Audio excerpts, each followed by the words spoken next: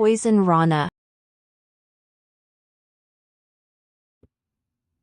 Hello. Hello, hello, hello. Braden Herrington here with Davie Portman for Poisonrana. Welcome. We are live on YouTube. We are youtube.com/@PoisonRanaPod. Oh, yeah. Yeah, getting used to it now. Getting used to that. Hey, or you're listening to us on maybe a podcast app like Spotify or Apple Podcasts. Podcast Addict, Whatever it may be. Stitcher. Yeah. What else is there? I don't know. Yeah, Napster. Pirate Bay. Yeah. Yeah. Welcome to the show. We're both wearing football jerseys. Hey, I'm like hedging my bets today because I've got my your Dolphins jersey on and I'm representing the New Orleans Saints, so I know I'll be a winner somehow today, right? Yeah, me too. Yeah, sports. They're playing, right? Yeah. Right? Yep. Maybe. Yeah. The Rihanna show, right? Yeah, I heard there was a bunch of kids playing ball in between the sets. Yeah. I've got a prediction, early prediction. Yeah. After the Rihanna concert, Twitter will be divided. There'll be people saying, that sucked. Yeah. I hated that, worst halftime show ever. Of course. The other half will be going, that was the best halftime show ever. And there'll be a bunch of people going, what was she wearing? Why was she not wearing any clothes? That's so disrespectful. That's so disgusting. And other people going, hey, you know, love the body. She looks great. Free the nip, all that shit. Yeah. So that's my prediction. Wait, are we suggesting that we're getting another Free the Nip? I mean, is Justin Timberlake gonna I don't appear? think he's coming out. No, okay. They won't perform. But Free the Nip, why not? Absolutely. So the Super Bowl is later today. So we're pretty Yes. much your pregame for the Super Bowl here. And I mean, now's a good time more than ever. Put some prop bets down. Because like, think about it. You could put some money down. Like, what would happen if I put $100 down on whatever app or website? On the Eagles? On like weird things. Like, I don't know anything about actual sports. I watch wrestling, but I know if I put like $100 down, maybe Rihanna's Boo Baby Daddy A$AP Rocky will come out. Okay. You know, maybe I could win some money if he shows up. I once won money on the Super Bowl for predicting that Bruno Mars would wear a collarless shirt. So how much did you win? $5, something like that. I don't know. I like having like 25 quid, something like that. Yeah. Spread it around a load of random things. My prediction is the Eagles. Win? Fly, Eagles, fly. Right. But yeah, I also like, who's doing the national anthem this year? Creed? Chris Stapleton, maybe? Okay. He's pretty lit, actually. I like guessing on like the length. Because, If you it know, is, then people it's- like to like riff the fuck out of the He national anthem. probably will, but he also Is he a riffer? He has a fantastic voice. He does that song our friend Sam sings at karaoke. Oh, It's like country, but Tennessee Tennessee Whiskey? man. Oh, Okay. man, what a banger. country doesn't tend to riff as much, But he's got a right? really Like you good put voice. Mariah out there and it's going to be a 5-minute national anthem. Yeah. So, Yeah. By the time you're listening to this, all these things like already happened, and maybe we loved the Super Bowl, and maybe we like didn't. I don't know. You're now working later tonight, so you're gonna be working the Super Bowl. I am, yeah. Yeah, the regular Sunday bartender's sick, so I'm stepping up to the plate. Nice. You know, Laces subbing out. on. Yeah. Laces out. Yeah. No, I'm okay with that. The Super Bowl, normally there's so many breaks in football that people just order during the break. So normally I get to watch the game as well, which is nice. Whereas like soccer, Footy. it's a lot more free flowing, so it's usually a bit harder to watch. But football, yeah, it's normally okay. Yeah, so we're gonna be watching it possibly. Maybe I don't know. I'm excited. Yes. So I'm just excited. The only jerseys we have. Well, you have another jersey. You just couldn't. I've find got a it. Saints jersey somewhere, Yeah. which I couldn't find, who also aren't playing. Yeah. And Wait, the Dolphins aren't playing either. and I've also got a few WrestleMania jerseys. I've got a WrestleMania 30 and a WrestleMania 31 football jersey, which I wanted to wear. Wow, you ever wear those? Imagine wearing that. I've worn my. Well, it'd be like the Rob Lowe NFL hat, Yeah, right? I want that just to recreate that moment. Yeah. I once wore my Rated R Superstar like hockey jersey to a Leafs game. Okay. And it was okay because it's Toronto. Leafs, Yeah, and yeah. if anyone knew what it was, they were like, okay, that's cool. But yeah, interesting. The reason I have two Dolphin jerseys because my friend Shane and I, like growing up, we loved like watching Ace Ventura, and he got me a Merino jersey years ago, and then somehow got like the Ray Finkel name on the back of this one. So orange is definitely not my color. I hate orange. So You look all right in orange. I look all right wearing a jersey. Yeah, I could look like a sports guy. Go sports. I probably shouldn't be wearing white because I'm quite pale, but I don't know. You don't look too I guess pale right now. I've got my little Cuban tan going on right now. Yeah, you're hola amigo. Welcome back. Yeah, thank you. It Well, feels right now talking, hanging out. the Sultan has returned bearing gifts. Oh. Name the film. The Little Drummer Boy. Closer. Really? It's he returns from his trip, Yeah. and that's where he finds out about the affair, and then calls her a Fuck effed it, up slag. S. Yes.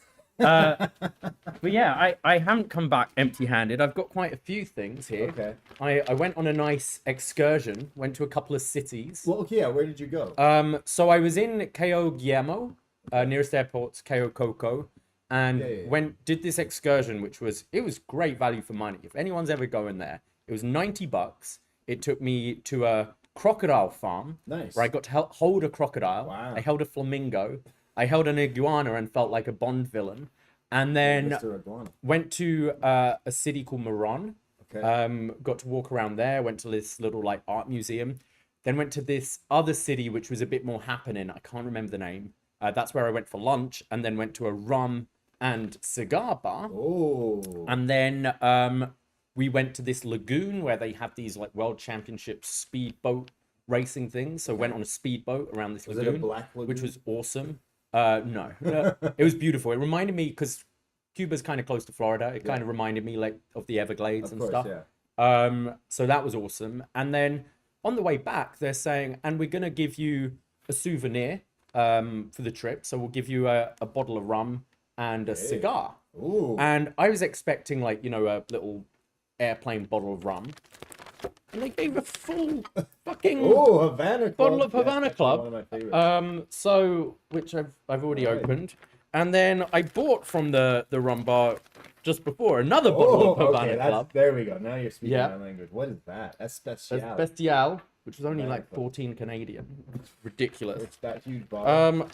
I know you wanted some like Oh, little here cigar we thing. go, baby. Ooh, Monte Cristo. Don't smoke, kids. It's Cubans. bad for you. Look at that. Any Americans out there? This is some gold to someone. And- Where's our cigar smokers? And then got like the proper like big cigars Oh, right jeez. here.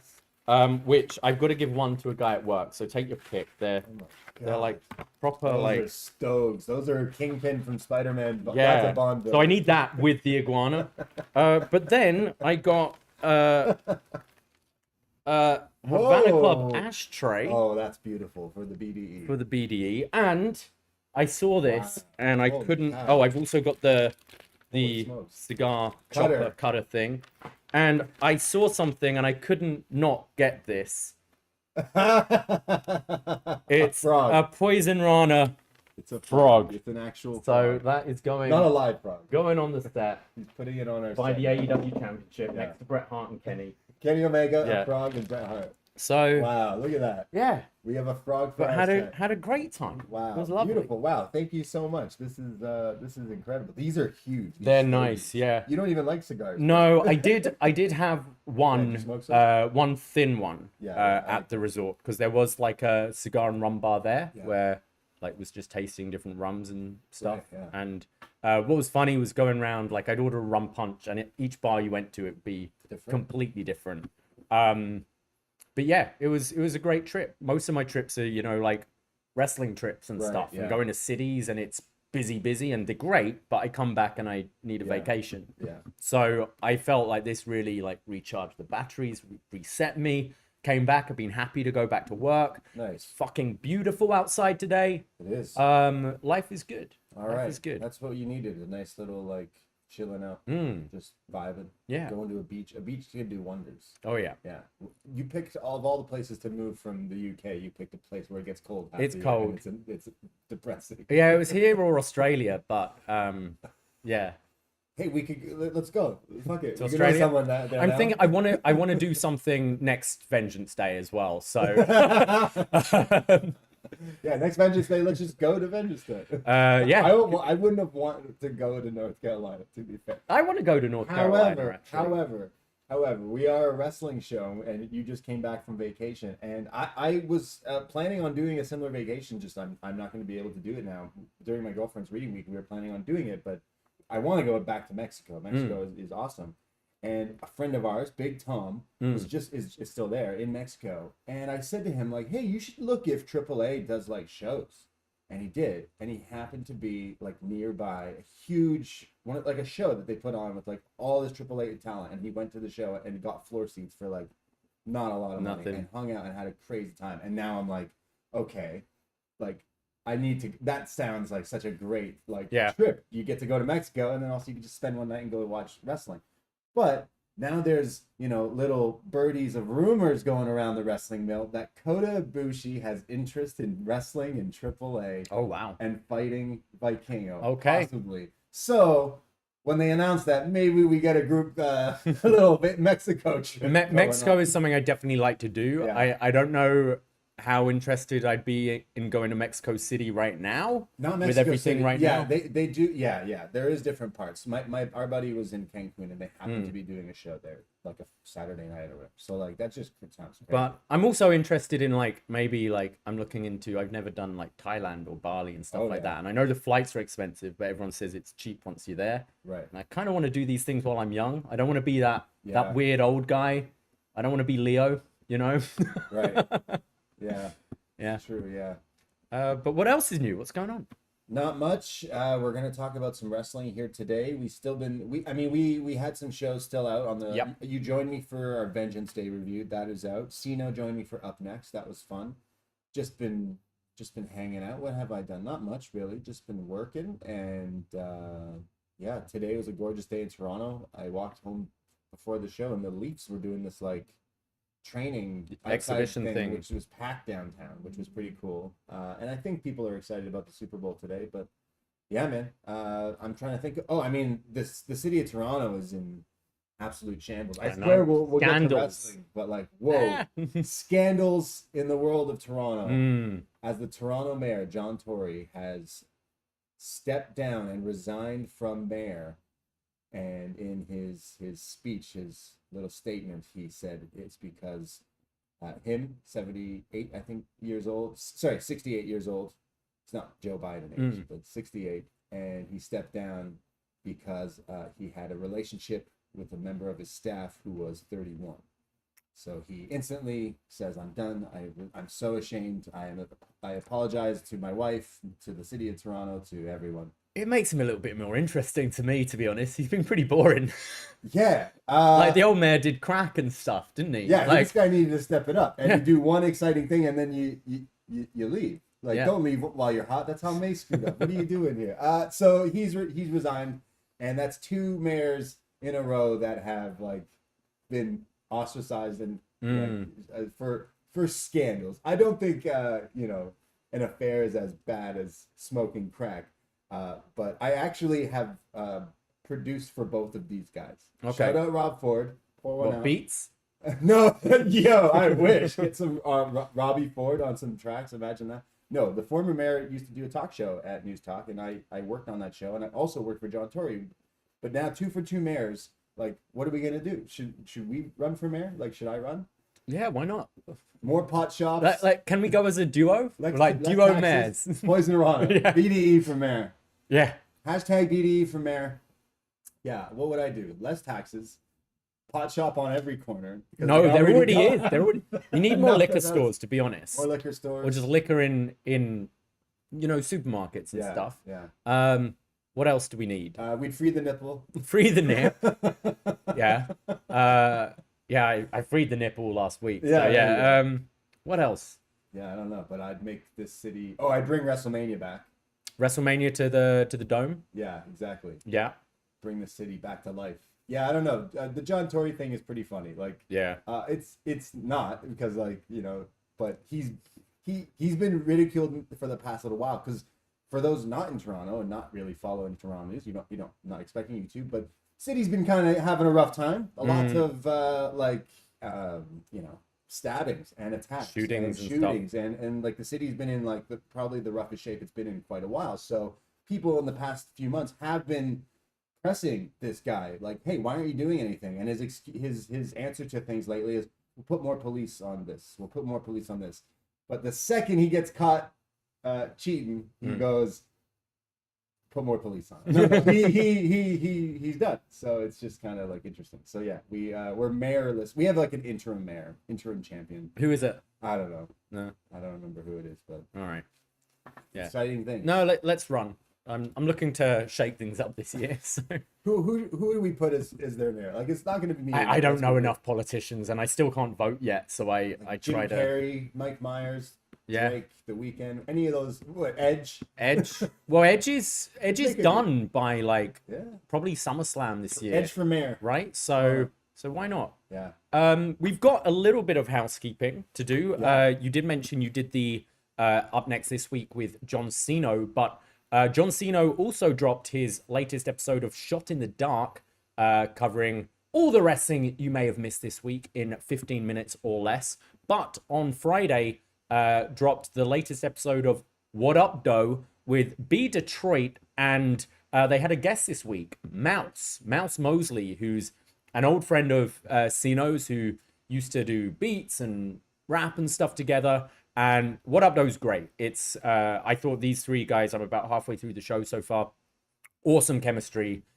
Just three guys hanging out, chatting hip hop, video games, TV, pop culture, kind of everything but wrestling. And I mean, I have pretty much near zero interest in hip hop, and I'm really enjoying listening to these guys riff off each other. So go and check that out. It's absolutely free on this feed. Yeah, it's on this very feed if you're listening on a podcast app. The What Up Though, they just dropped one. Like, look, B is someone who's kind of been someone we like, man, this guy should have a bit of a platform to talk, because I just think he's hilarious and has great takes and adds so much. We had so much fun with him during the pandemic with watch-alongs, and he's great. Obviously, Ceno, our executive producer behind the scenes here, and like, yeah, I think these two together are so good. And this show they just put out with Ceno's friend there, Mouse, they have great stories about like Wu-Tang affiliated stuff. They talk about The Last of Us. B Detroit accidentally went and saw 80 for Brady. Accidentally. I don't know what that means, but you don't know what 80 for Brady is? Oh yeah, he's gonna pick it for his review, because I've listened to the show. It's fantastic. So yeah, that's a new show. They'll be dropping one every month, but that just came out. So. And some supporting comments in the YouTube chat right now. Chris Elliott says it's very educational for a white guy from Cumbria. And Cameron Starr says, I second that, but I'm a white guy from Bristol. So the UK contingent love this show. It's for the culture. For the culture. Yeah. Also, we dropped on the Patreon this last week a new episode of wasNXT. It's our retro NXT review. We were talking about the December 11th, 2013 edition of NXT, headlined by Sami Zayn, who's in the news a lot at the moment, versus Leo Kruger. Yeah, also featuring Sasha Banks, who now has completely become the boss. Yes. In full form in NXT, teaming with Summer Rae against Bayley and Natalya, and then a bunch of other stuff. NXT back in the day, the retro NXT reviews are so crazy, because there's so many parallels to what's going on in wrestling, like current day, because Cesaro's feuding with William Regal. Yep. For possibly his last match. So like, yeah, these reviews are awesome.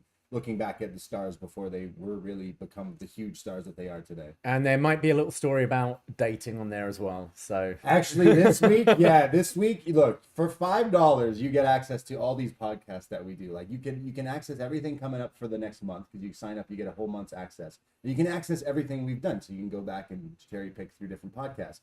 But this was next. Davie just went off on the first 15 I knew we weren't doing it it behind the BDE for a while, and I needed to get some stuff off my chest. It is shocking and all true about the crazy world of the Toronto dating scene. Holy shit is all I can say. So that alone is worth $5, in my opinion. So you should really just go support us at patreon.com/Poisonrana. Yes. And if that's not enough, I mean, you can also get your money's worth by listening to Best Match Ever, Stephanie McMahon. Oh, yeah. Where we were joined by Maddie Edwards from Grapple to chat all about the best of Steph. And wow, what a really fun show. And we've had a lot of compliments for that one so far. So innovative. Yeah. Only $5. So what are you waiting for? Become a friend over there. You were also on the radio this week.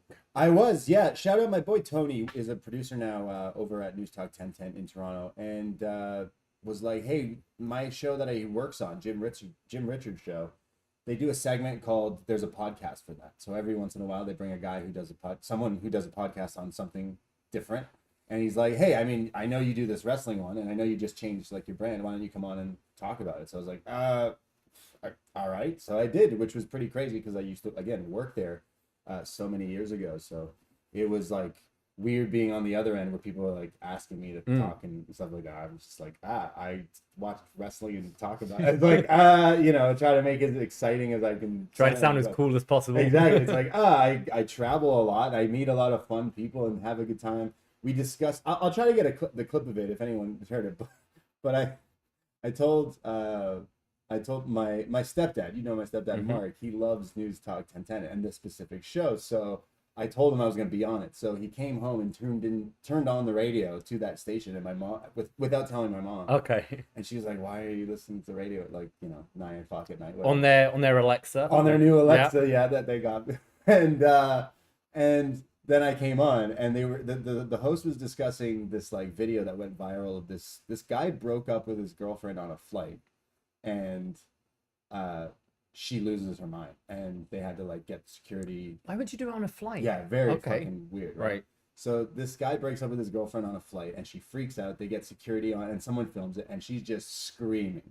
So this radio host was playing the clip and being like, "Look, like we all know babies screaming on a flight is bad, but I'd take 5 screaming babies over this crazy screaming lady." And then he's like, "Well, like he feels bad because like she's upset, but like still like she's losing her mind screaming." So then he's like, "Anyways, here's my guest Braden," and I go, "Well, to be honest, I hate babies on a flight," which anyone listens to our show knows how much I go off on babies on flights. I go, "In my opinion, babies should be banned from flights, but after hearing you play that clip, maybe women should be banned from flights too." I'm kidding. And then he's like, "Oh my God."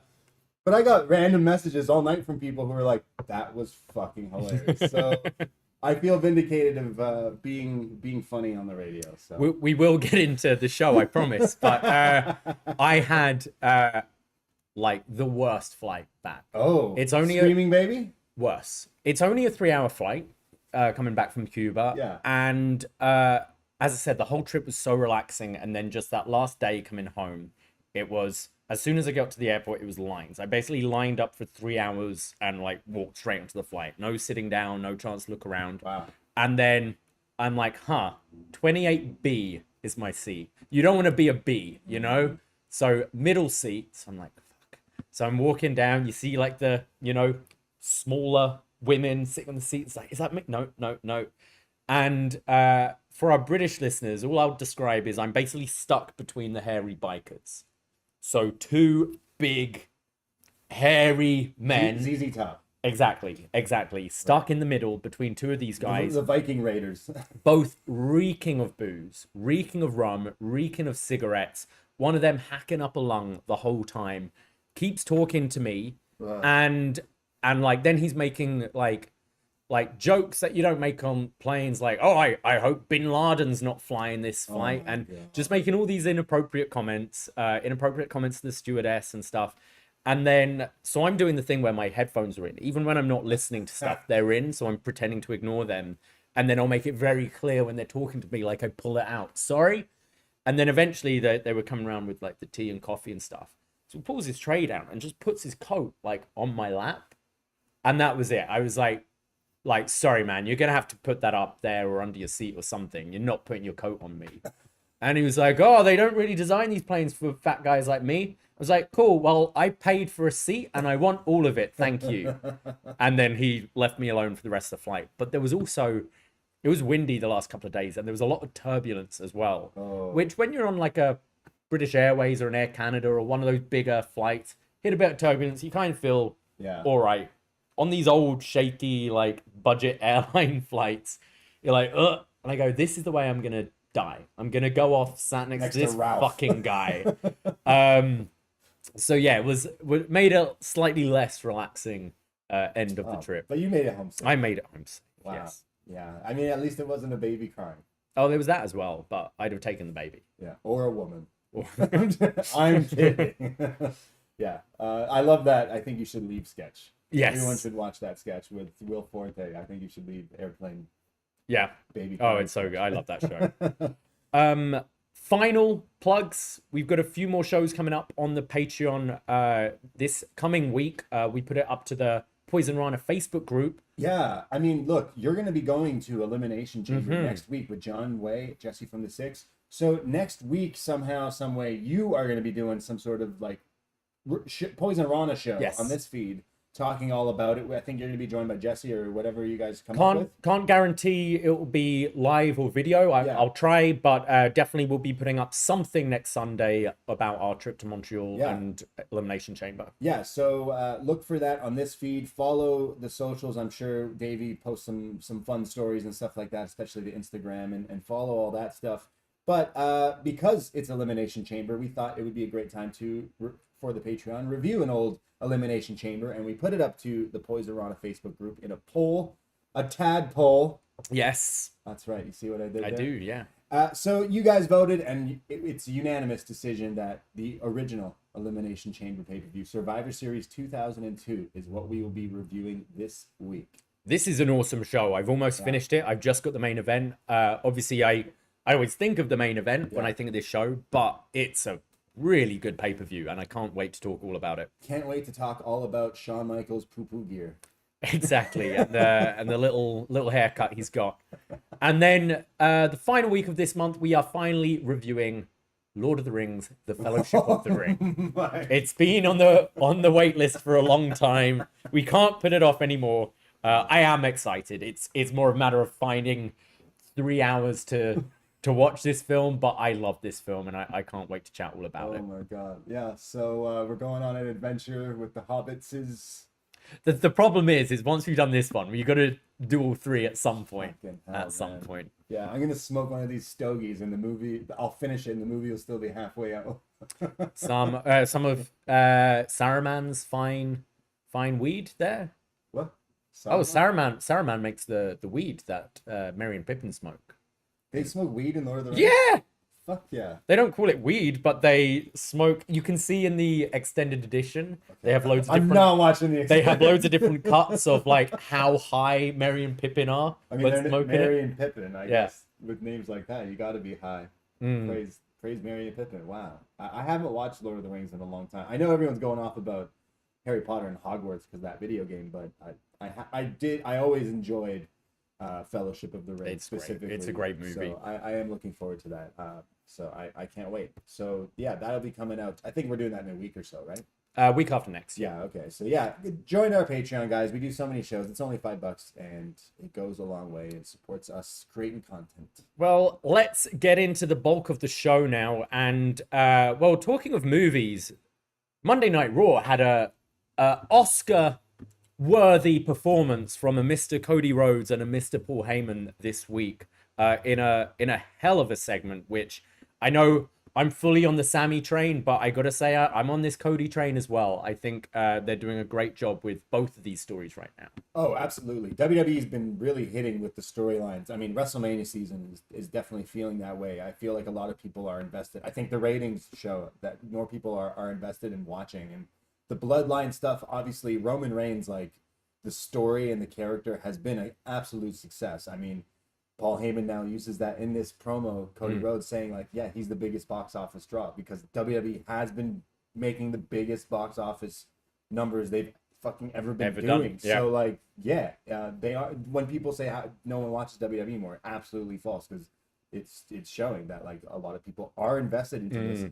And a reason is because of this whole bloodline stuff. And now with Cody coming back, like, they're firing on all cylinders. The story with Sami and the bloodline, great stuff. But then you intertwining that with now Heyman cutting this great promo with Cody, who also cutting a fantastic promo, damn near making him cry in the promo. Like, he did make him cry in the promo. And then Heyman saying all these nice things. They're exchanging nice things while still trying to, keep the story going. And then Heyman just being like the Heyman we know by twisting it and saying, you're Dusty's favorite son, but Roman is the son Dusty always wanted. Yeah. Just like, oh, you bastards. We just spent 15 minutes, reminiscing and talking about the good times and my dad and you and ECW. And then you just do that. And it's like, yeah, what a heel. It was awesome. Like both guys, they're like Heyman's performances are just incredible. Yeah.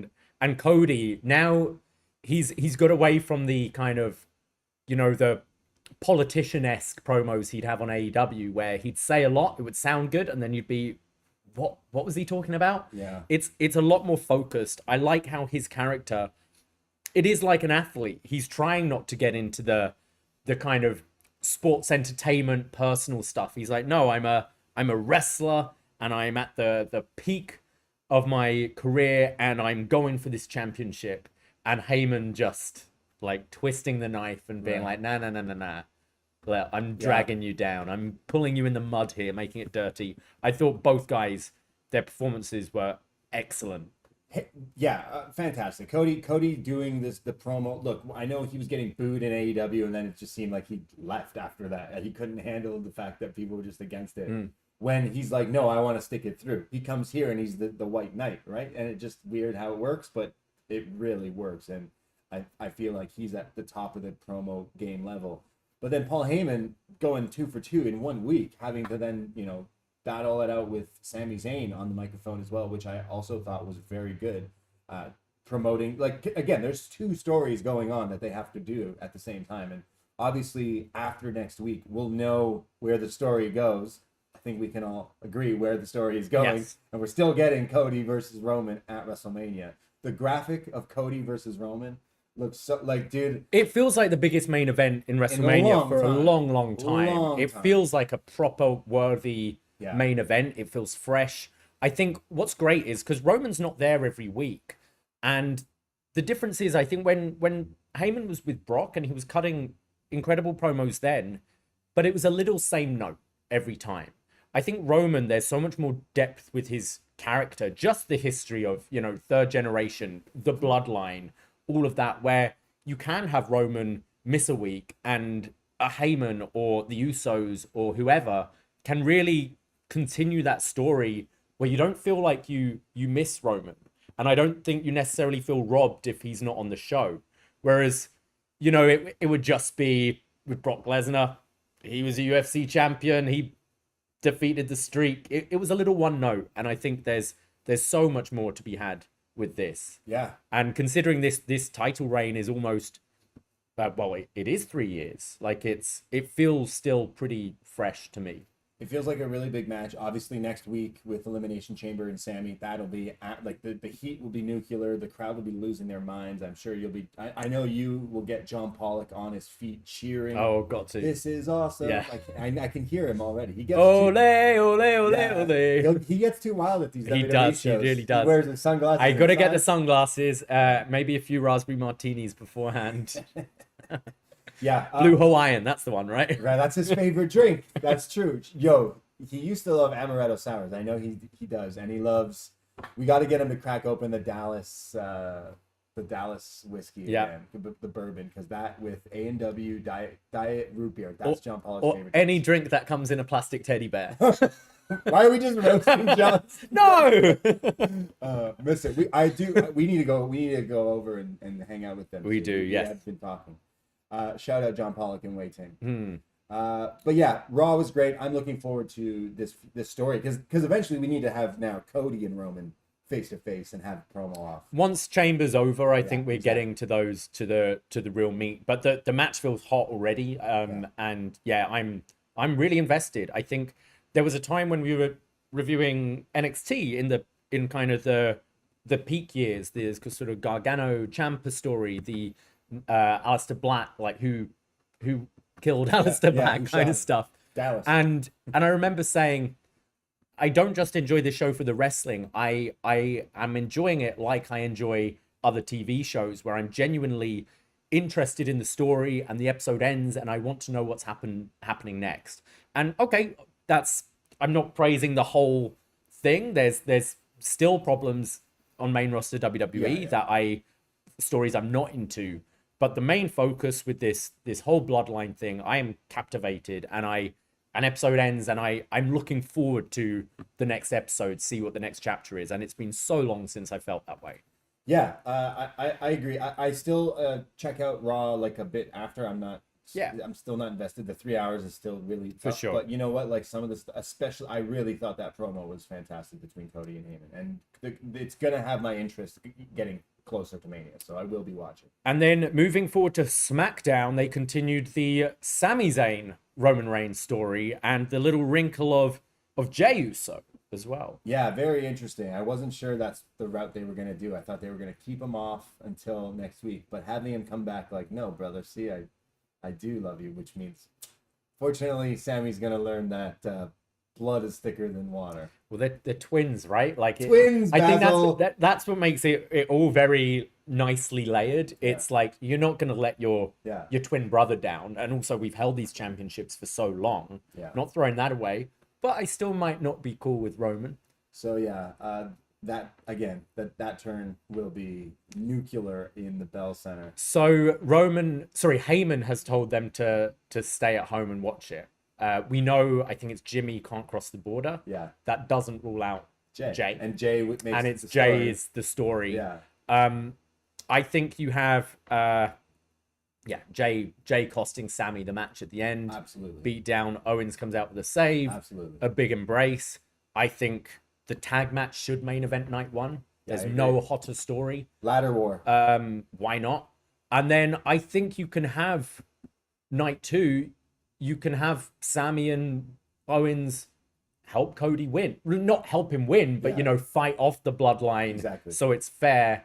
And I think that way you actually pay off everyone's story perfectly. You have Cody as your champion. And then I'm interested to see kind of the downfall of Roman, where everyone starts to leave Roman him. Empire falls. It completely crumbles. He's left on his own, defeated. He doesn't have these titles. The Usos walk away. Solo walks away. Heyman walks away. And he can take a break for a few months. Is he in Fast 10? I don't think he's in that trailer. We'll have to find out. I don't know. What one was he in? 9? Or Hobbs and Shaw, I think, wasn't it? Yeah. Maybe he'll go to Hollywood. I still haven't seen Beyond 2. So. Tokyo Drift, baby. Yeah, absolutely. That's the way it should be going, and I think that's the route it's going to be, and that all sounds pretty good. But ladder war for Owens and Sami versus the Usos. That does sound pretty. They would crush it. That would sound pretty good. That's as the main. Nothing else can main event night one. I don't think. And over that, no. No, it's the tag titles feel important for the first time in so long.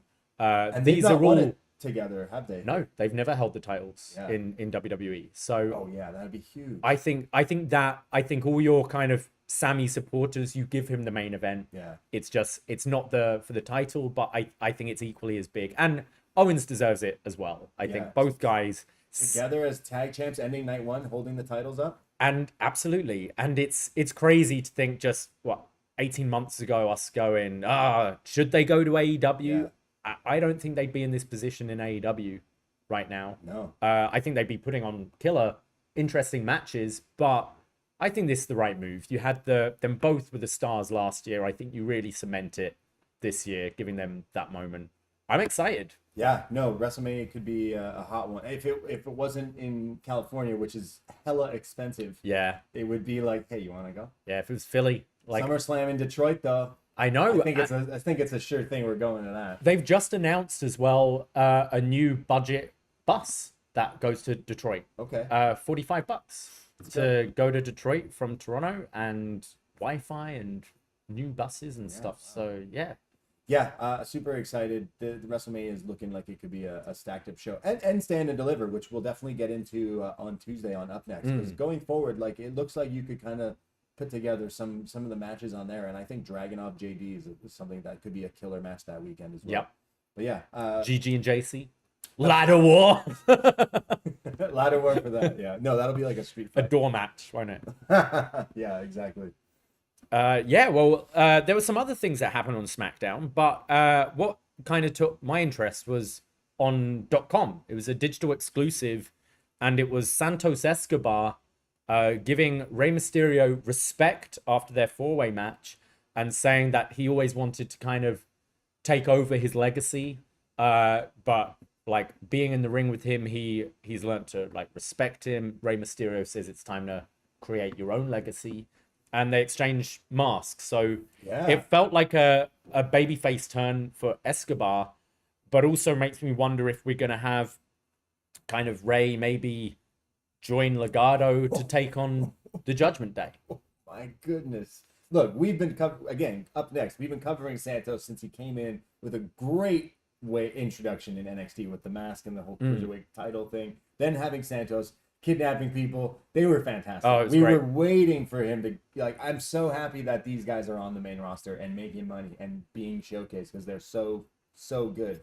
But now Rey Mysterio and Santos tying it up in that fatal four-way match on SmackDown just wet my whistle enough where I'm like, wow, imagine. Because when Andrade had those matches on SmackDown with Rey Mysterio, which we've definitely covered in our Rey Mysterio best match ever, those were so good. Yeah. And now if Rey Mysterio were to join this Legado thing, that's nuts, man. That sounds crazy. And with rumors of Andrade not being in AEW or whatever's going on, him coming back to fight Rey Mysterio again, or fight Santos, or possibly join all the iterations of here. I jokes in NXT Santos always wears the Latino World Order kind of thing.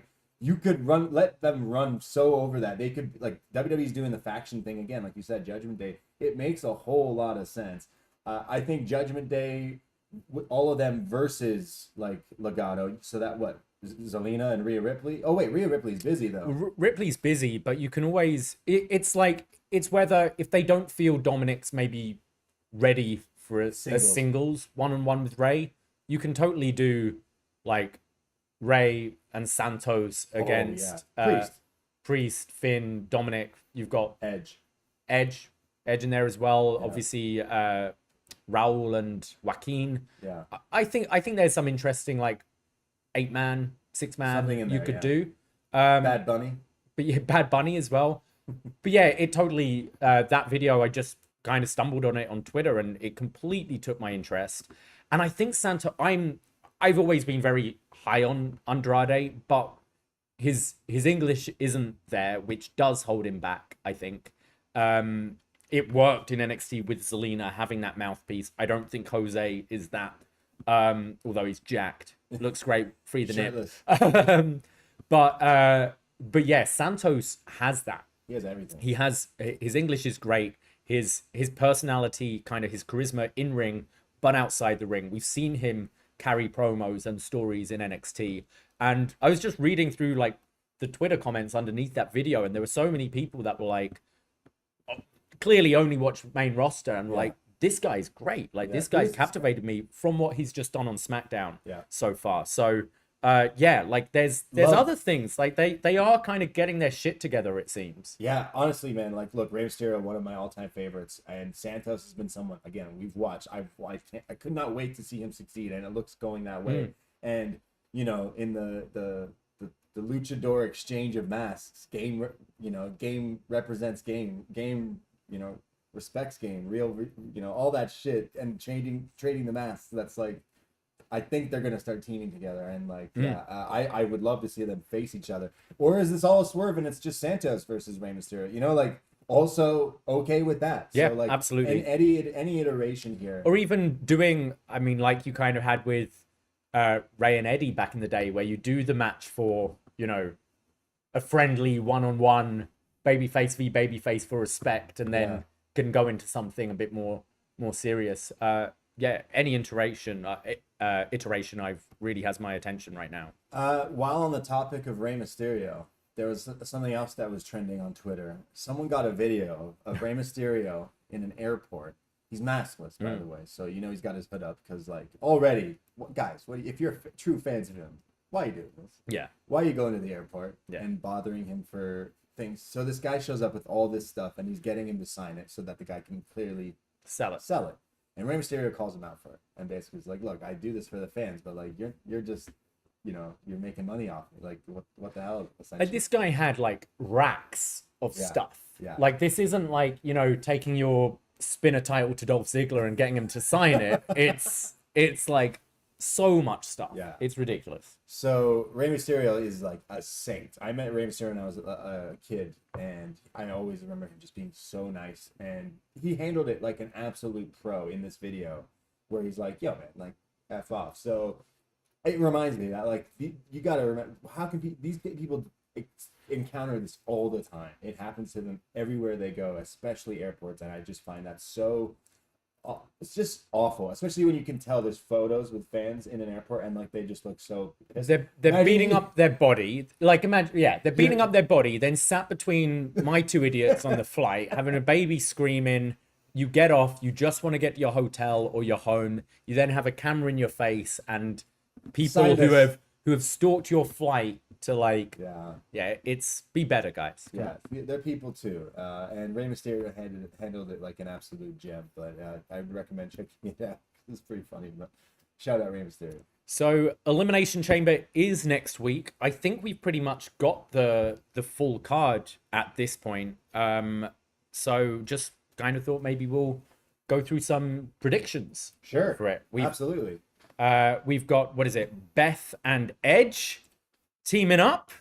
I'm excited about that. I'm kind of mad. I've only seen Edge in person once, and it's the small things, but like you saw Edge wrestle. I saw him at Raw. Yeah, that was a good match. But like he still has his like short hair, and it's like I feel like I just cut it. Right? I haven't really seen the real Edge until I've seen that long flowing locks. You know, he had the long hair at the SummerSlam, didn't he? Or no? What he speared He speared someone.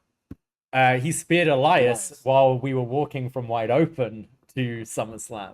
We walked in as he did it. What do you mean? We walked in. I didn't see it. I was getting a beer or something. Oh, I walked in and someone goes, Edge. I'm like, sorry, Edge is here? And I like it was me peeking through and I just see him spear and I'm like, oh. Oh no, I completely missed it. Yeah. So okay. So Edge and Beth versus Finn Balor and Rhea Ripley. Yeah. I think the Judgment Day take it to further the feud of what's happening. The rumor is Finn and Edge in Hell in a Cell at Mania, right? Yeah, apparently that was supposed to be booked for Rumble, and then because of Edge filming something, they couldn't do that or something. So maybe they will run that back at WrestleMania. I think that sounds great. Yeah, for Mania. So you're going with Judgment Day. Judgment Day. Rhea Ripley's hot for her WrestleMania run. True, so. You can't have Rhea lose at this point. Yeah, I'll go with Judgment Day too. And then what else have we got here? Well, you got two chambers. We got the United States Championship, the Champ Theory defending against Seth, Gargano, Bronson, Damian Priest, and Montez Ford. I actually quite like the sound of this. I think it's pretty fresh. I think you've got a lot of good combinations there. Bronson Reed is going to be a great base for everyone. Montez Ford can do that from the heavens, from the top of the chamber pod, which will look awesome. I know Johnny will have a sweet. Johnny and Seth going at it. I hope they start the match. That would be awesome. Yeah. You've got the Johnny and Theory connection as well. The Rollins Theory. I'm kind of interested in this. Who do you see taking this one? Seth freaking Rollins, so that he could drop it to Logan Paul at WrestleMania. Okay. Or Logan Paul cost him the match. Logan Paul cost him the match. Interesting. They've been kind of beefing up. They're gonna beef it up after this pay-per-view. Yeah. So maybe they're waiting. But I'm gonna go. You're gonna be cheering for Johnny. So I'm gonna be cheering for Johnny. You're gonna be there cheering for Johnny. And you're gonna be sitting next to Jesse, who will also be cheering. I don't have a Sami Zayn t-shirt, so I guess I've got to wear my Johnny. One of my many Gargano t-shirts. You don't have a Sami shirt, yeah? You got. Damn, I could get one there. Just don't. Whatever you do, don't come home with a Montreal Canadiens jersey. Oh no, of course not. Sacrilege. I'm gonna go with Theory. I think you could have this title for the possible Cena match. Yeah. Okay. Cena made that US title kind of mean something for a bit. Austin Theory's been doing the champ is here shtick. But then that means, I guess, Theory probably beat Cena at Mania as well. So I'm going with Theory there. All right. Yeah. What about the women's one? So we got Asuka versus Liv Morgan versus Nikki Cross versus Raquel Rodriguez versus Natalia versus Carmella, and the winner will face Bianca Belair at WrestleMania. I don't see it being anyone but Asuka. Asuka is ready, and no one else is ready for Asuka. Yeah, definitely. I still can't get over that look that she came out with at the Rumble. The mask, the like Kana look. Oh man, yeah, that was awesome. I think she is the one to beat Bianca at WrestleMania. Unfortunately for Bianca, as much as she's been main eventing the past 2 years, putting on back-to-back WrestleMania like classics. And Asuka was done dirty in kind of a few years ago, and like people don't forget. And those people always knew Asuka deserved better. And if you weren't familiar, and maybe you're the newer fans, and then you watch Asuka now, you're instantly like, wow, she's fantastic. So like she is just over. You hear everyone cheering for her every show that I watch with her featured on it, and she should get her vindication here and win at WrestleMania. Yeah, I think you could do I think we'd probably do a like draft soon as well, and I think you could have Asuka take this title. It would feel fresh. There's some fresh opponents for her. Have Rhea beat Charlotte, get that win over Charlotte, and you build to a Bianca Rhea match down the line, maybe for a SummerSlam or something like that. Bianca, to me, over the last 2 years, is starting to build that like Mrs. WrestleMania thing for herself. She's had classics with both Sasha and Becky. I can totally see her doing that again with Asuka. I can't say I'm interested in this match particularly because I don't think it's a strong field. But an Asuka Bianca match sounds great. What about Carmella though? Mella is money. Mella don't miss. Did you? Yeah, you saw the Carmelo Hayes. Yeah. They squashed it, did they? Yeah. He posted Mella don't miss, and she's like, okay. You're okay. What about Roman Reigns versus Sami Zayn? I think we've kind of given our thoughts of this. Sorry, Sami. Yeah, but I think if you can build where we can bite on a hope spot from Sami, get that haluva kick to Roman in the corner. Haluva kick. He's gonna do some old Generico stuff. He's gonna do maybe the DDT through the ring post thing. That DDT. Maybe not the brainbuster on the turnbuckle, but possibly not that. Not that. But yeah, I could see, haluva kick 1, 2, Jay from under the ring pulling the ref out, something like that, and it'd be that'd be wild. But yeah, I think. Oh, and then Bobby Lashley and Brock Lesnar, I think, is going to be on the show. Okay. I think that's being added, which will probably be 5-minute. I figured that was WrestleMania. I think they're doing it at Chamber. Okay. I might be wrong. Okay. Don't really care about that much. It'll be fun, big lads wrestling for 5 minutes. Yeah, I think they're doing that match. In which case, because I hope you then have Brock and Gunther at WrestleMania. So I'd have Brock win this one. Yeah, fair enough. Yeah, well, that's Elimination Chamber. Shall we move on to? Yeah, are you excited? I am. Yeah, I think it will be. I've seen most gimmick matches now. I've not seen a chamber match in person. I don't know if I'll be able to see shit. Yeah, but still, to be there, I think will be pretty fun. The Sami moment will definitely. Just the atmosphere, I think, is. Yeah. It's going to be a hot crowd, and I'm. It won't be a hot climate though. No, it doesn't look too bad actually. Okay, like we're having like freakish kind of nice weather in Toronto. It's meant to go up to like 11 this week. I saw the Saturday looks cold, but Friday looks pretty good there. Right. So yeah, get some poutine. Yeah, we've got to get John Pollock to try some poutine because he's never had poutine. Yeah, wow. Yeah, maybe potato chip poutine. Never had poutine. Kill two birds Never with one had stone. chips, but he's had drinks out of a little bear. Yeah. Take that as however you want.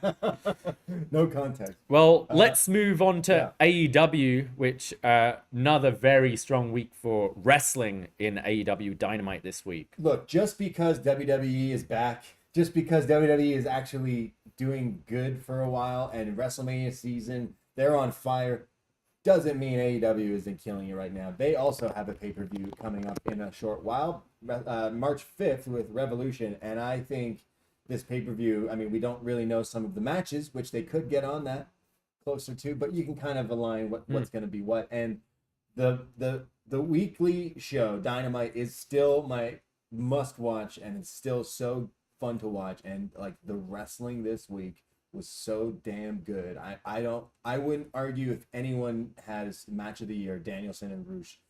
I thought that was so fucking good. Like, violent. They were killing each other. Danielson's just been having this absolute run. He's already wrestler of the year and the year is still just begun. So That was nuts. I really enjoyed. Let's start with MJF Takeshita because we've got a list here. Oh, sorry, yeah. But yeah, the show opened with MJF and Takeshita having like this little mini feud. I kind of agree. Like, I think this is the first time where I heard Benno talking about it on Grapple, where I'm not really. There's a long gap between pay-per-views, and I haven't really been thinking, oh, what's the Revolution card? What's the Revolution card? Because each week they're just putting on really interesting matches. Pay-per-view worthy matches. Yeah, and they've had this little MJF Takeshita feud, and Takeshita once again just coming up short, but just showing everyone exactly what he's capable of. And MJF again kind of proving his doubters, like, this guy is more than a promo. He is more than capable in the ring. Absolutely. And I think any other week this would have easily been match of the night. This was so good. Takeshita has become my absolute favorite to watch right now. He's incredibly talented, and I think it's just starting. And you could easily do like a bidding war storyline where everyone wants him in their group, you know, right? Like the what club, the combat club guys, the elite. Like, there's some stories you could definitely go down the line. I like how they threw the match in with Cage the week prior to actually let Takeshita win a match for once. Because, like, yeah, I'm sure win-loss records don't matter in AEW anymore because they don't want to show that this guy never really wins. But that doesn't matter to me because I just think this guy has everything. And he seems like he's moved over to the States. His English is getting better and better. Like, he found his new favorite drink. Did you see what this? Is it? Screwball whiskey. It's the peanut butter whiskey. Oh. Yeah. Oh, we know he's got a sweet tooth because he loves his Cinnabon. Yeah, he needs the Cinnabon bomb as a finishing move. Yeah, I just need aid. I feel super broken record when I discuss AEW's merchandise and their t-shirts. I go, oh, I want to give this guy money and I want to wear this guy's shirt, but I hate their designs most of the time. And just having the guy's name on a shirt is not the most creative thing. So I'm like, oh man, like this guy is so good. And I know rumors of, not rumors, but Kota Ibushi being a free man and wrestling all over the place. Yeah, like, I think these two would kill each other and have an awesome match. I really want to see Joe once he's finished with the Wardlow feud. I don't think Joe should drop the title. I think having it flip King of Television, be King of Television. I would love Takeshita to be the guy to take the TNT title from Joe. I think that would feel like a big win, bigger than beating Brian Cage, and giving him the TNT title and having that kind of open challenge weekly with Takeshita, I think would be really great. It seems like we're in the same position. Like the last year, Daniel Garcia was like being featured all the time, having incredible matches on TV. And then when it came time for the pay-per-view, like, wasn't really featured. And I felt like that was something that was a bit of like a miss. And I feel like they're going to do the same thing with Takeshita, where it's like, hey, we're going to use this guy for TV all the time. But now that it's the pay-per-view, like, will he be on it? I hope he has a match. Like, you know what I mean? Like, so I could see him maybe being positioned for Supercard of Honor, WrestleMania weekend. Okay. Having him in a big ROH dream match maybe. Yeah. You could do the TV title against Joe maybe, or something. But yeah, he's someone who definitely is similar to Danielson at the moment. Him against anyone is like has my interest. Instantly watching that match. So, and like, again, the guy in this past year, he's shown up on everyone's radar, and it's just like instantly getting like the rave reviews and getting everyone's like praise. So. And I think it was important for MJF as well. Yeah, it was, because he hasn't wrestled since winning the title. He title. did the Ospreay spot. And, he flipped, he countered off the top rope, landing on his feet. It's MJF Ospreay. Like, yes. So there's a dream match right there as well. Absolutely. Kind of showing it. Yeah, the Iron Man match, MJF will definitely prove himself. No doubt about it. I mean, you're against Danielson, who rarely has a bad I'm really match. excited for that match. Me too. Yeah. And then he followed up with a controversial promo, Mr. MJF, talking about, Roadhead and leaving a girl for dead in a car after having somewhat breadsticks somewhere. Olive Garden? Olive Garden. So I'm not sure if he's quoting, if he's, that's what every wrestling fan is arguing about. Like, was this a good promo? Was this distasteful? Was it fucked up? Was it something to promote a pay-per-view with? The guy's a bad guy. News flash, this is not real. These are characters. he says a lot of bad things, and he's, you know, in character, right? Like that's It's always that interesting thing with wrestling where if you're watching a TV drama and a bad guy says something racist, you don't get up in arms about it because, well, this is a bad guy. Yeah. I've seen him kill people. I've right. seen And him he dies. and yeah, like I've seen him do all this awful stuff. And wrestling, we're at a point now where the cat's out of the bag. We all know it's not real, but they're still kind of blurring the lines between being real people, like they're on Twitter as their like characters' names and stuff like that. Yeah. And people get kind of weird about it. I personally think I'm okay with it as long as it's done well, it's performed well. This guy's meant to be a piece of shit, so he does say kind of, you know, racially insensitive things to Takeshita, like Takeshita. He calls Tony Schiavone a fat prick. He calls Aubrey Edwards a horse face. Like this isn't a nice guy. I thought that was the rudest. Yeah, thing. like Tony Schiavone. Everyone got really on the commentary desk. Everyone got angry at him when he said that. Like it sounded like they were genuinely upset. I thought that was the rudest thing he said all night. So it's where you step. I can see people like I have seen like, oh, this is disgusting. It's like, but it's not real, guys. It's scripted television. Yeah. Where you're not meant to like this guy and you want to see this guy lose because this guy's a piece of shit. So is this like, is this a real story? Is he telling the truth? Is this based on a movie? Is this based on other people's stories? It's wrestling, and this guy's meant to get a rise out of us. I think he's doing the right job. If he's getting people arguing and talking about it, great stuff. So what did he say? He said he's driving. He may have had a few drinks, which is obviously what people also are upset about. But then he said he's getting a little roadhead. Love the song Roadhead by Japanese Breakfast. Everyone go listen to that later today. And then he gets in an accident.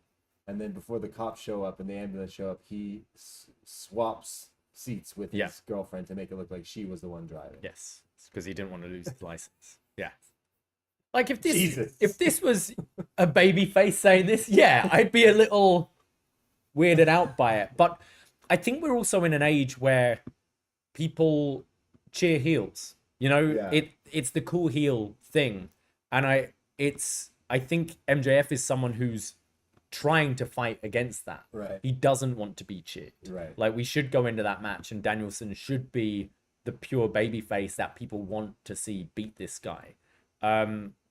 It's very interesting, and I'm not gonna blame people for like not liking it, but personally I think it's TV. We're seeing people hit each other in the head with sledgehammers and bleed and shit. Like this ain't real, guys. Yeah, exactly. No, I don't really have a problem with that. In fact, like I'm not trying to sound gross or anything like that, but I like when wrestling gets a little like that. I like when WWE brings up like things that sound more grounded and real and stuff like that. Like we joke about, like the easiest storyline is linking to, you know, someone cheated on their spouse and now they're feud. Like wrestling doesn't need to be so like stretched. Like it can be way more simple than that. And maybe I'm more simple, where it's like you just need simple things to get people upset at you. And this guy didn't. It was not a simple story and promo. It was kind of different compared to things we've seen before. I've seen people comparing it to Katie Vick and Triple H. I don't really see that. Like, because I didn't see the purpose of that. No, really. yeah. You know, whereas this, I think it's showing that this guy gets away with everything. Yeah. Like he always gets his own way, one way or the other. I did see as well kind of an out of character thing from MJF this week was again tweeting in support of Zachary Wentz. Yeah, me and Sino talked about it on the show this week. Thanks for listening. I'm joking. Which that was out of character. But then also I think he ended something in character, which was like, all right, well, hold on a second. But he was supporting his one-time roommate, his friend, saying like, look, this guy has not only is this all wrong about him, but also here are things to back up that he is like, he fought for me, he helped someone who was bullying me and you know, called me names and things like that. So I thought that, you know what, we're the court, right? Like all of us as the fans, and especially, you know, internet wrestling community and stuff like that. But like, you know, from my view, I'm like, hey, does this guy deserve to have everything cut off for what looks as if like kind of a sabotage of trusting the wrong people, and something that was from when you were 18 or 19. So like, yeah, I don't know, how do you feel? Because me and you have talked not on air. I think like sure, that photo that came out isn't a good look at all, and I'm not supporting that. But also, I think people push the envelope with their friends who they trust, and they maybe say things or do things that they don't mean and are pissing around and don't really see the consequences of it at the time. And there is that level of trust with your friends. I mean, I'm not saying that you and I have done Nazi shit, but we will piss around and say stuff to each other that we wouldn't say on a show, right? And it would be a complete break of trust if one of us came out and sorry, like we're not bad people, but people do that. And I think the whole thing with the accusations that then seem to be false accusations, and then it just was like, I want to take this guy down and here's this picture, I think is kind of fucked. And I think when you've got someone like MJF, who is a very like proud Jewish person, you see him very openly proud in his promo, Twitter, like talking about speaking out about anti-Semitism and stuff like that. For having someone like him in support of Wentz, it kind of reminds me of the sort of the Jay Briscoe stuff, where people like going, no, that's not who this guy is. So I don't know, it's all hazy, all these things. Like, we're just people following this news on Twitter and stuff. So who are we to know? But like, I did find it interesting. And then having Wes kind of post the like Burberry scarf with the like fist showing respect for him as well. Like, Wes is obviously in a very prominent position in NXT right now, and they do seem to have high hopes for him, and is still sticking by his boy as well. It's interesting. It's interesting, and I wouldn't be shocked if we see him come back. To WWE or AEW. If maybe not, but maybe just being booked a little bit more regularly than he is. I know he is doing the independent circuit, but like, wrestling, but I think we might see him make a little bit of a comeback. Considering who is booked in wrestling these days, sure. Absolutely, absolutely. Like it's funny where people will draw the line or whatever. It is. We're all, again, who's the judge, jury, and executioner in all this weird shit. Well, I don't want to be Judge Judy and Executioner. Judge Judy. Name the film. I can't remember. I know. Hot Fuzz. Nice. Well, we've talked about some of the good stuff this week, but what are you making of this whole Ricky Starks Jericho Appreciation Society Gauntlet? All of this stuff. I love how Jericho's like, yo, MJF does this like 5. Jericho has done it too, the 5 things of Jericho. Yeah. Or was that because of MJF too? I don't know. That was MJF. Jericho does that, right? And so it's like, now he's like, well, then you got to fight all my guys in one gauntlet thing. Didn't care about the storyline. Don't care about the storyline. Definitely, Jericho has been on such a high lately. Actually, like he had a great last year, and I just feel like this feud's gonna continue on for a while. I'm not necessarily too invested in it. I think they are missing the boat with Garcia being the one who should be feuding with Jericho that by the end of this thing. The best bit to come out of it was so it's the Ricky had to face all of them. Like, he had to face Daddy Magic and Colonel Parker. What's his name? Daddy Magic and Cool Hand Ange. And then he had to face Garcia and Daniel, and then to get to Jericho. So to promote it, Daniel Garcia was saying that the Jericho Appreciation Society was going to run a train on Ricky Starks tonight, and I was like, that's a statement. So it got me watching that. But as soon as the match started, I did not really care about it, and I think Garcia was the one that they turned into this great project last year, and just like he became the lackey again. They seem there is still something brewing with Garcia. They're building the whole him and Sami thing, and I hope when they pay that off, it then leads to that final like Jericho Garcia thing. I think this is being really detrimental to Ricky Starks, because I thought he came off in defeat to MJF. I think he came across a bigger star just in those, being able to keep up with MJF in promos. like holding his own in promos, having a really good match with MJF, and then getting that Jericho win. And now he's been pulled into that Jericho vortex where he's going to be feuding for the next 6 months. You then had a little distraction with this Action Andretti stuff where he seemed to be the focus. Teaming with him. Teaming with him. And I don't find the feud interesting. I like Ricky Starks. I like that they're trying to elevate him. But I actually think this is doing the opposite because I don't really see anyone liking this feud. And I think if he just took that win over Jericho and ran and then maybe moved into TNT title picture or something else, it would be way more interesting to me. But I think this is by the time we get the Jericho Starks match, which I feel will be Revolution, which is still a way away, which means we're going to have weeks of this on TV. Yeah. It ain't working. And I think a lot of us I think Jericho has been having a fantastic run, but storyline wise, they do get tired. Yeah. It just feels a bit recycled, a bit like not that exciting, but I'm sure the match will be good too. Like Ricky does have good matches, but maybe he's doing whatever they want him to do because he's getting ready to leave and hang out with Cody again.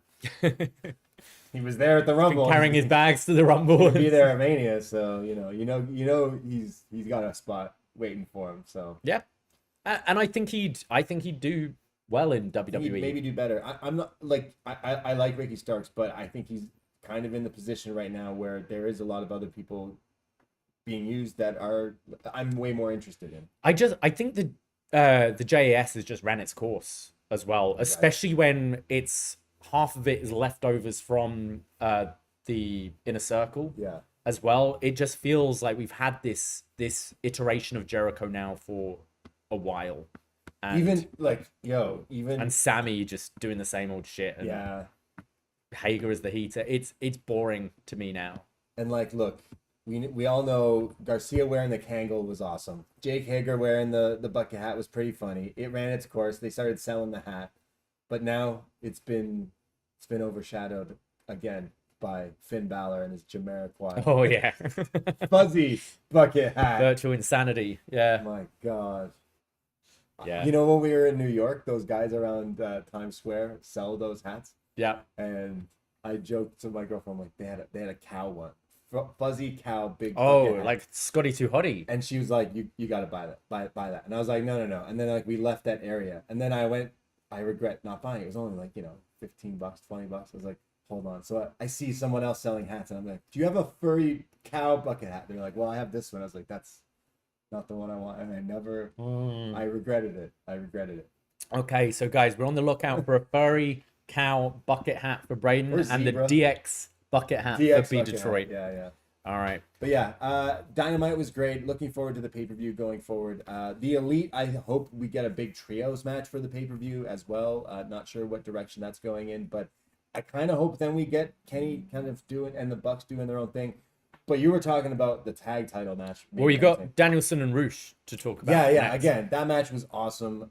Danielson can do no wrong. Roosh kind of proving himself that he was Ring of Honor champion. There's a reason he gets put in these big positions because he's good. When he wants to show up, it's that Los Ingobernables thing. The vibe. It's the Naito vibe. It's the Andrade vibe. Yeah.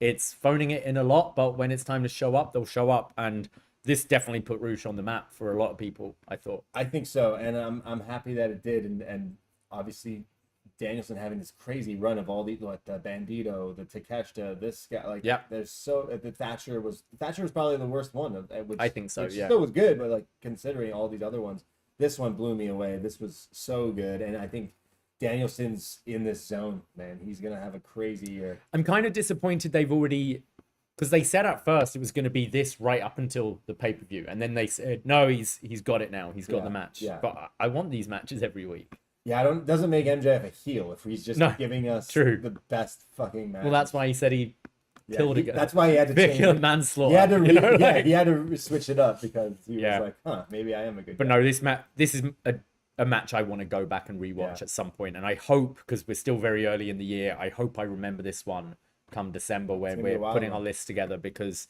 this was excellent. And but so was Takeshita MJF. So was Takeshita Danielson. It really from a was. few weeks ago. So just I'm excited. I don't think Danielson's beating MJF. No. And after that feud, I hope we get some sort like give Danielson the TNT title, have him beat Joe, have him have these open challenge matches all the time, and then finally when someone does get the win over him, it makes that a big moment too. But the titles don't matter. But like giving him a feud where it's about wrestling would help. And I think they need to break up. I love how the British Combat Club, what is it called? Blackpool Combat Club aren't really a thing, but they're all still a thing. And now he's wearing the shirts. I see it more as it's like their dojo. It's like their gym. Yeah. They're not like the best friends where they're a faction, but they're like, oh, these are the guys I train with. Right. Okay. We're training buddies, so we'll sometimes pair up and then we'll do our own. I don't mind it being like that. I just like you could just announce this guy versus anyone every Wednesday, and I would just be smitten. I'd go out with that. I'd be so happy with that. I think we almost lost this guy. Yeah, we didn't have this crazy. guy for Maybe 4 that makes years, it more special. and then I think so, and I think that there was a period where he was doing, the tag with Mox was fun, but it's similar to the Elite, where I don't really have much interest in it. The matches are fun. They are spectacular, but I've got zero investment in the Elite right now. I'd rather and see... the ratings are showing that. Like the Elite segments have not been good. They weren't really a draw for Rampage the other week. And I think it's just there's more money in the Bucks in hot tag team feuds and Kenny in hot singles feuds, and they're not really doing anything apart from just having fun trios exhibition matches right now. Yeah, hey, that brings a great point. Look, people are saying, I saw a lot of people talking to some friends who loved Danielson Roosh, and someone said to me like that has to be one of the best Dynamite matches, if not the best Dynamite match. And I was like, okay, it's got to be up there. However, selfishly, was at Kenny Danielson. I still think that's just my favorite AEW match, full stop. Again, we were there. But then I went, yo, wait a second. Why are we just going, these guys, fight again.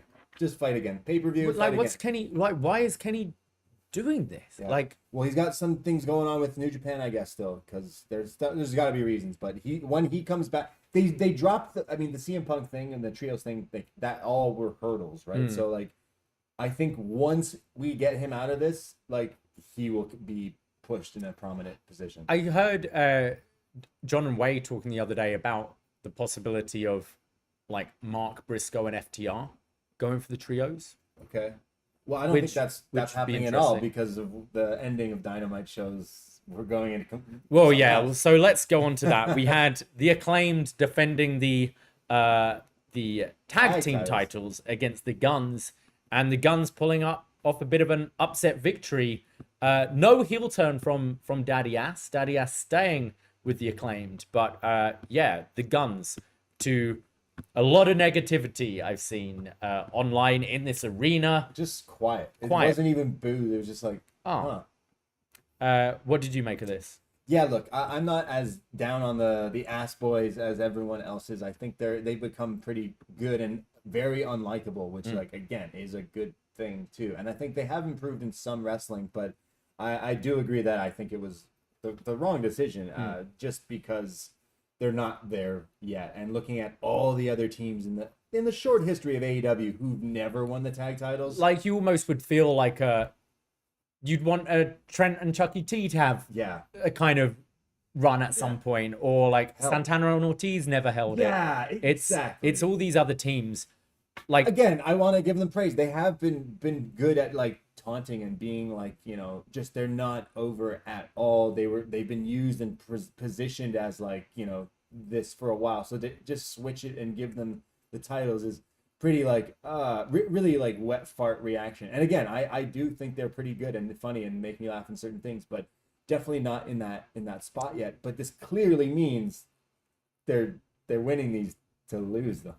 Yeah.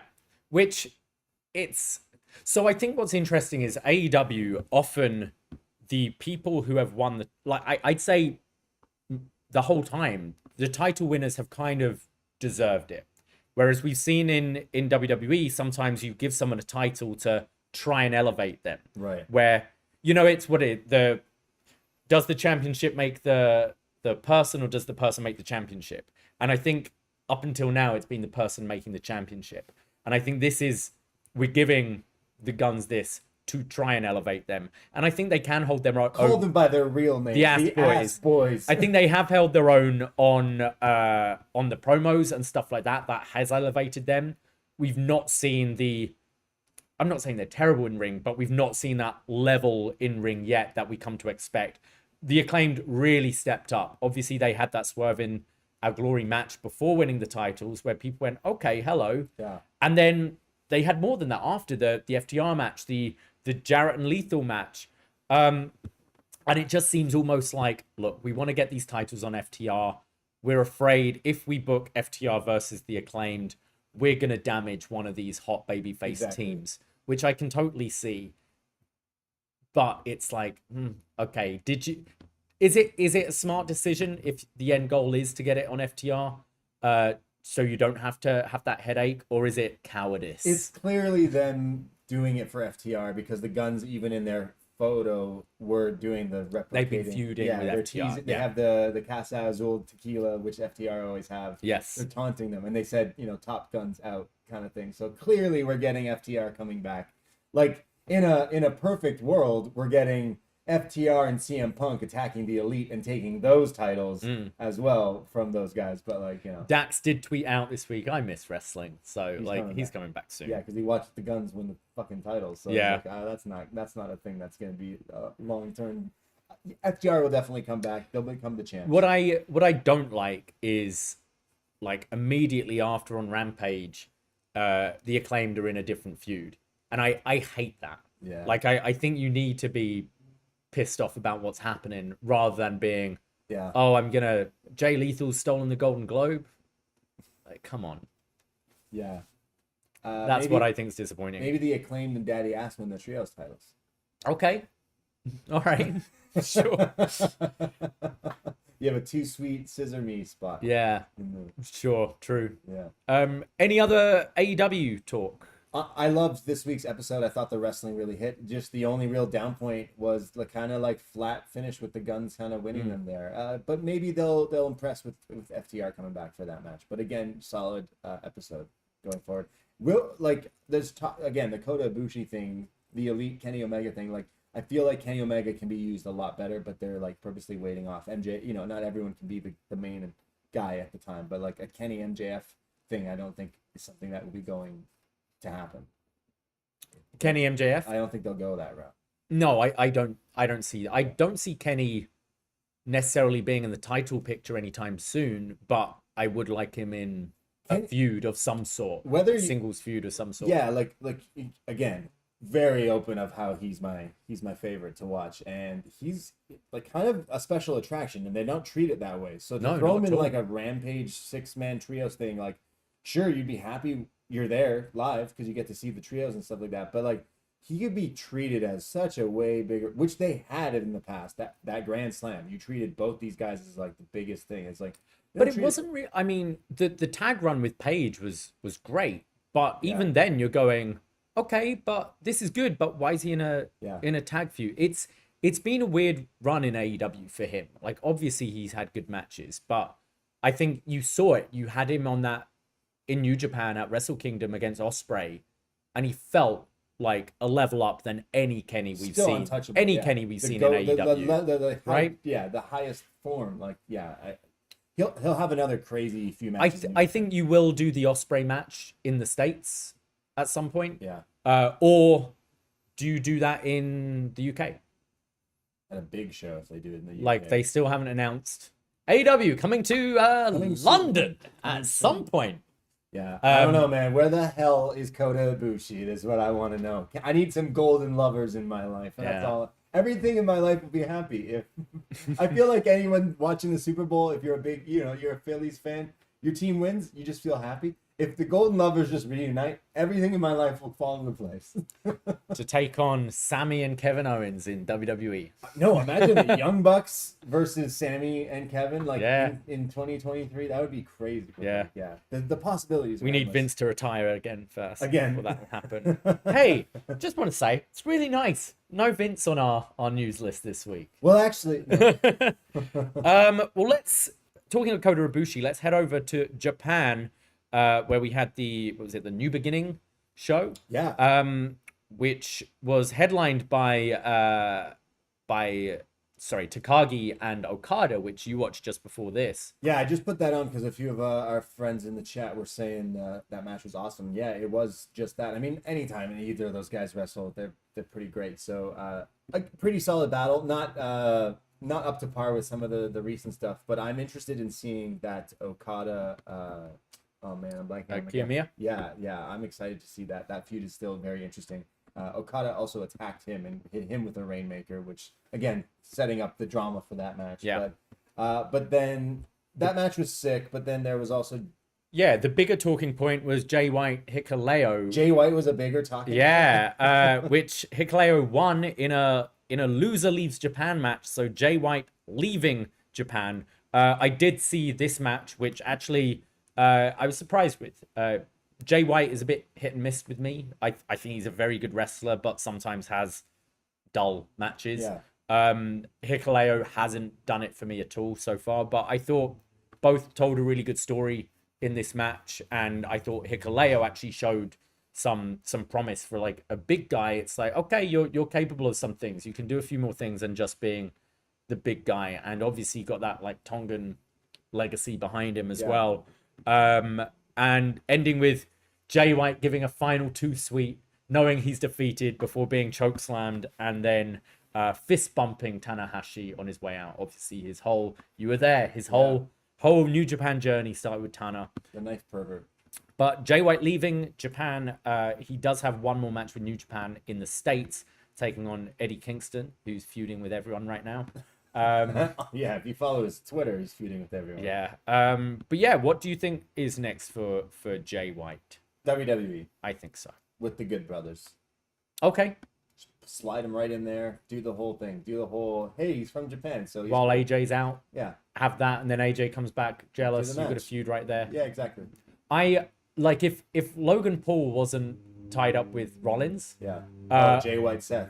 I think you could do a Seth gimmick where every year it's a surprise opponent, and it's unfortunately he loses. But I don't think you get the same reaction from a Jay White at WrestleMania. Not as Cody, but I think there'd be interest. I think Seth Jay White is a match you will go to. I think that sounds. They're the same person. They are pretty much.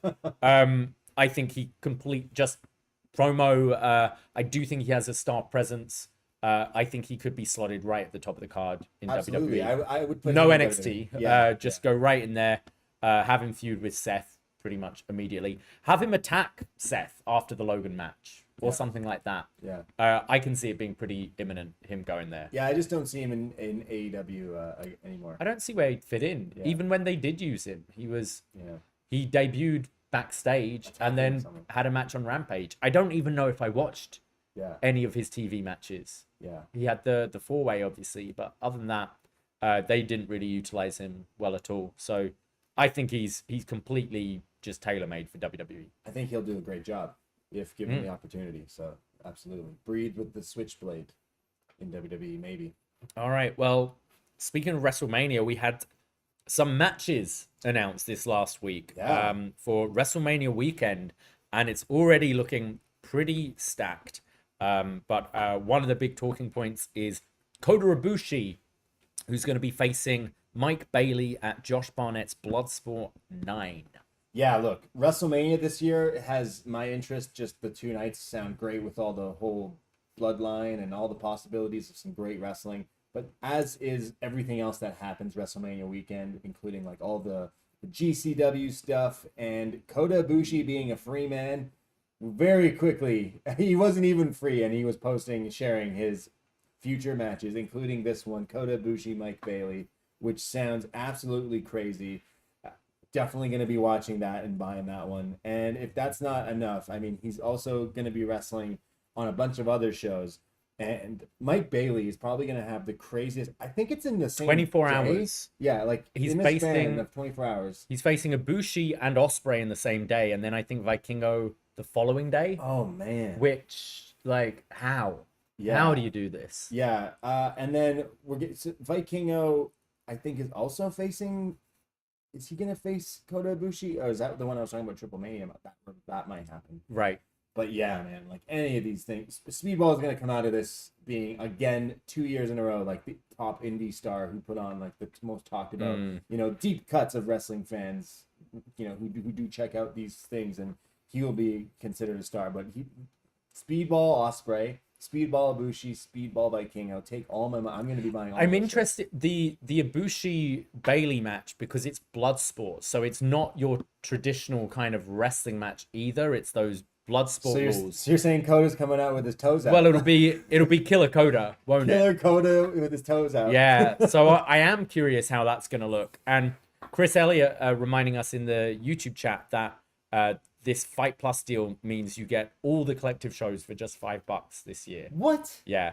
So they've struck a good deal with Fight. Oh my god. So I'm considering maybe like booking the Friday off work this year. Watching a bunch.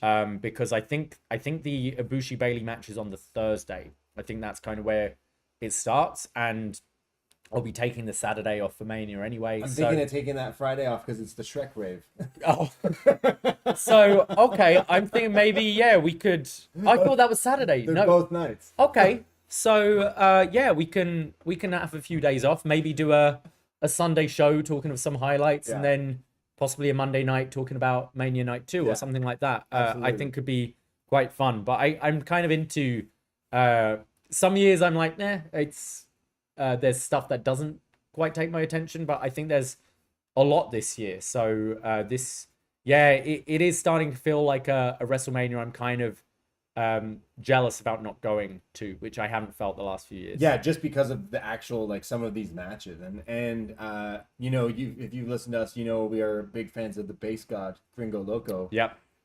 He's got his Gringo Loco World on Lucha too, which was awesome last year. Yeah, this show is definitely gonna be worth all of that stuff. But speaking of Gringo Loco, we're gonna be watching him this upcoming Thursday night in Toronto. If you are in the GTA, definitely get a ticket to Demand Lucha. We have talked about this before, and we've even run into listeners who've shown up and they've agreed, like, wow, this is great. We've made this our like home base. We've taken non-wrestling fans to these shows who praise this. Love it. Gringo's our guy. He's their champ right now, and he's facing Joey Janela this Thursday night.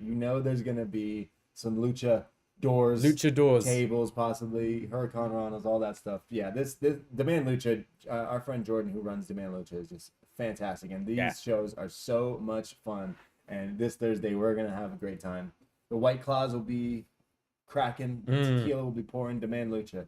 Yeah, honestly, guys, it's the most fun indie show I go to in the city. And I didn't realize this until just recently. I told you our friend Tom was at a AAA show, and he actually does watch a lot of AAA. He's a big fan, and he made me realize that Sam Adonis, who's also on the show, is Corey Graves' brother. Oh, okay. I had no idea. Okay, yeah. So he will be on the show as well. Jimmy Hart's gonna be there. Yeah. Yeah. Yeah, that's crazy. I wish we got to get a chance to talk to him or something. That'd be. And then we got the medics as well, our local favorites. Yeah, Jack Evans is facing Sam Adonis. Yeah. Okay. That'll be pretty cool. Yeah, I gotta try to get a session with. Jimmy Lloyd versus Jody Threat. I didn't know that had been announced. Yeah. Wow. Yeah, this will be a fun show. Absolutely. Fun. We love our indie wrestling here too, and especially when it's in our home state here, home city. So Demand Lucha in Parkdale, Toronto is an absolute ball. But yeah, shout out indie wrestling, because like again, you're mentioning this stream deal. That's all I can praise, man. I would not be checking these out if it wasn't so accessible. I kind of feel indie wrestling is kind of coming back, because there was that period of time where AEW started, which took kind of all your indie favorites, and then anyone else with any other kind of buzz, WWE just signed. Yeah. And then you had the mass releases, and then you've had these other people on the rise, and a GCW kind of starting to grow in popularity. I kind of feel the indies are coming back now, and having your stars like a Mike Bailey, a Gringo Loco, a Joey Janela, who can kind of lead this thing as well. I'm feeling the indies are starting to get hot again. Because there was definitely a down point the last few years, I'd say. For for only $5 to access like a bunch of shows like that, like yeah, being able to accept. Look, Demand Lucha is somewhere in Toronto. They do streaming as well, so you can watch these shows as well, which like is such a big thing and works in so much ways for. Then anyone can access this and watch it, and helps these companies too. Yeah, and the wrestlers and everyone, right? So like the fact that the internet now is so crazy, where everyone has their little streaming things and stuff, is incredible, and that's why I love to support and will be watching. Well, obviously we're going to be in our Demand Lucha, but come WrestleMania weekend with the GCW, the whole collective thing, like absolutely worth it. You know, we don't work with them or talk with anyone there, but we would say it's definitely worth your money, because like that's all those matches, all those shows sound awesome, and we'll be definitely talking about them come WrestleMania weekend. Kota Ibushi though. Oh yeah. Like, please, Kota, wrestle like in AEW, even if it's like a few matches here and there. Do the Triple Mania stuff. Just do it, man. Just do it. Kota Ibushi, Orange Cassidy. Take the All Atlantic title and just he's gonna take it all around WrestleMania weekend. Kota Ibushi in WWE. He's also teased that he's not ruling WWE out. Okay. So like there you go. Kota Ibushi versus Cody. The rematch, from Wrestle Kingdom a few years ago. I thought that was the same one I was at. Roman, Kota versus Roman. Be interesting. Kota Ibushi would slap this shit out of him. Yeah. Teach that Karrion Kross how to fucking throw a punch. Jeez. Man, I watched SmackDown this week. That guy sucks. He sucks. He is just terrible. Terrible. I want to like him, but I just no, not at all. So like. We've got a friend who I work with, was over for Christmas, and we had SmackDown on at the bar on Friday, sound off as whatever, and he just goes, "This guy, his entrance is cool. Like I kind of like the black and white lighting. This girl's hot. Am I wrong in saying he's pretty shit though?" And I'm like, "No, not at all. Like you look at him and you go, yeah, you should be good. You should be good. You've got everything working for you. Why are you not good?" Yeah. Any other news? Any other bits and bobs you want to talk about? Yeah, some other little things here. Next week obviously is Elimination Chamber, but it's also about the match everyone is talking about. Mercedes Moné versus Kairi. This is completely lost steam, right? Yeah, absolutely. No steam whatsoever. And it's the fans who are invested started a hashtag saying that these two should main event, because it looks as if it won't be main eventing that show, which I think it should. I think it should. Match. But Sasha Banks making her return to wrestling outside WWE for the first time. I feel her first match should have been soon after Wrestle Kingdom. Yeah. You know, like I think her Wrestle Kingdom debut wasn't good. And then to not have any time to kind of wipe that stink away. Yeah. People, like, she's old news now. We know how quickly this news cycle like goes round in wrestling. This match doesn't feel hot at all, and it really should. It's two of my favorite wrestlers, full stop, that are having a match, and I keep on forgetting it's happening. Yeah, I'll definitely check it out. We'll definitely talk about it in some way, shape, or form in the next week or so. But I definitely think they've lost steam. Even if you like, obviously you don't have weekly shows to like promote and stuff, but like web stuff, Twitter stuff, anything to like hype up this match. And I feel like there hasn't been any of that going forward. But maybe they'll prove everyone wrong and they'll have a banger. But really hoping they do. And she clearly has to win this match take the title from Kairi. But yeah. Other things I saw, Billy Gunn and Road Dogg think they're hot shit. They said DX wasn't anything until they joined. They just love Billy Gunn. You're doing fine right now. You don't need to be doing the Road Dogg thing, talking shit to stay relevant. But thought that was fun. I think there's an argument to say the Acclaimed weren't shit until Billy Gunn joined. But DX, to say that about them. I mean, in defense, they are the iteration of DX I remember the most, because that's when I was into it. But yeah. You mean not 2006 DX? Oh no, I wasn't watching at all then. The John Cena was caught wearing a skirt and socks and heels. It looks like he's filming a movie, obviously. So either way, good for him. Love it. Love it. Yeah. Anything else in wrestling? What else was there? I have some other things from the group. From the group. People want to know. Please go for it. Like, have you ever read the conspiracy theory that the babies on Rugrats weren't real and all just figments of Angelica's imagination since her parents didn't pay attention to her? I have. I remember kind of growing up that people would talk about that. It's pretty deep, but Yeah. I kind of like it. Theories there. Yeah. There's some theories that like all the kids are like not alive and were like dead or Jeez. Yeah. I like the Pixar theories. Yeah. I think that there's one that Jessie in Toy Story is actually Andy's mum. The girl that left Jessie behind is Andy's mum, and that Woody is an old family toy, and they were always part of the. There's all these good and like tying every movie together in Pixar. Well, you want to talk about bits and bobs? I mean, the biggest news this week is Toy Story 5. It's happening. It's official. All right. We got Zootopia 2, Frozen, I don't know, 3 or something, or Frozen 2, I don't know. Never seen Frozen, but Toy Story 5 is a go. I think when they announced Toy Story 4, I was like, oh, but it ended so perfectly with Toy Story 3, and then Toy Story 4 happened. I have full faith. I think it's, I've said this before, the greatest series of movies of all time. So this could potentially ruin that.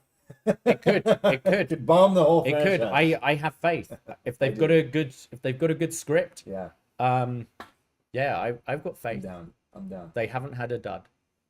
Yeah, I haven't seen Buzz Lightyear, the movie, because it doesn't really have the Doesn't same... count. Yeah. Doesn't count. Yeah, exactly. It's the real Buzz. It's what the toy is based on. It's not. They should have it's made not it the live toy. action.